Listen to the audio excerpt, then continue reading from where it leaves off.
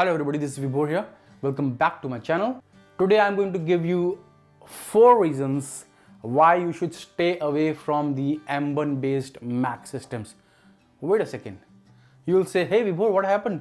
You are the one who always praises a lot about Apple products and a lot about M1 based Mac systems. That's true, but there are 4 issues which I have found working with the M1 based MacBook Air and MacBook Pro over the past 1 month. If you are a person who uses any of these 4 scenarios, stay away from the M1 based chips as of now until Apple brings in the next iteration of these chips. So what are these?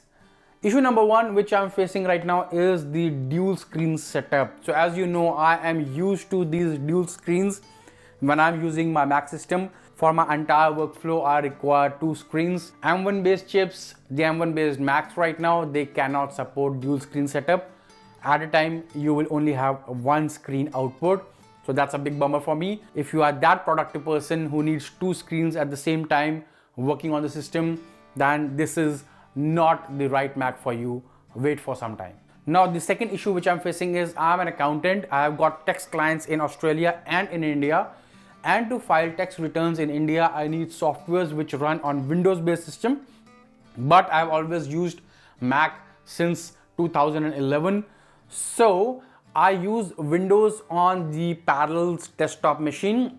So if you are a kind of a person who needs Windows for any of your workflow, for anything that you do, Windows is not supported on the M1 based Mac. Now there's a reason for that. The reason is very simple. The Windows operating system that you have right now that are for the x86 type processors, which is basically an Intel or an AMD based processor. The MacBooks which just came out on the M1 based processor, that's on an ARM architecture. So basically the current operating system of Windows do not support the ARM architecture. Now that being said, there is a Windows which is going to be coming out pretty soon in the future that is Windows based for ARM systems. Now as of now, if you want to use that Windows, you need to be a registered member of the Windows Microsoft Insider program. What that means is that's a fancy term which Microsoft has created for a beta testing platform. So that Windows edition right now is in the beta testing and has got lots of bugs as of now. I tested it.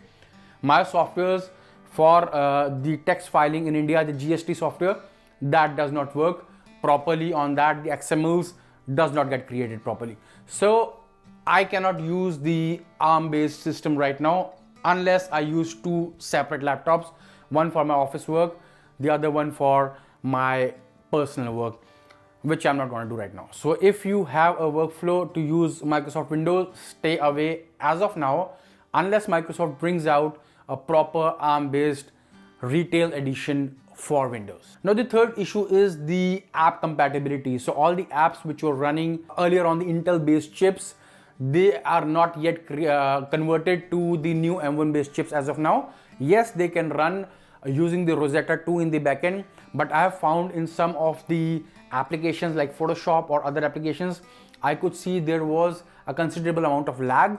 Maybe that's just me, maybe that's just my workflow, but for the applications which are not optimized for M1 based Macs as of now, there was lag sometimes, which I don't like. If I am getting something which is latest and greatest from Apple, it should not have any lag whatsoever. But now that being said, this is not an hardware related issue. This is more of a software related issue. We just need to wait for some time until all these app manufacturers, all these app creators, they convert all their applications from x86 based processors to M1 based processors. Once that is done, all of this should work fine on the new M1 Macs. Now the fourth issue is the stability of the system as such. Now I have not faced this issue myself, but there have been reports, tons and tons and tons of reports online which state that there are Wi-Fi issues as well as there are Bluetooth related issues with the new M1 based Mac chips, and which is true to a certain extent because one of my friend, he was not able to pair his Bonds headphones, the Bluetooth based headphones, to the MacBook, and even once that was paired, every time they would turn it on, the automatic pairing would not work. So yes, there is an issue with the Bluetooth for the M1 based Mac, but that again might be just a software related issue. Once the new patch comes in, maybe Apple is already working on it, and that should be fixed in the near future. But until everything is fixed, I would suggest, if you have not made a purchase and you can wait for some more time. In this year, we are destined to get the next release of the M1 based chips. They can be M1X for the desktop based systems, or maybe an M2 towards the end of this year. I would be happy to test those out and see if by that time all these teething issues which the new M1 babies are facing, they just go away. Until then, I would suggest, if you don't need a Mac right now, just hold on, wait for the next iteration. Let me know if you are facing any other issues with the M1 based MacBooks right now in the comment section below.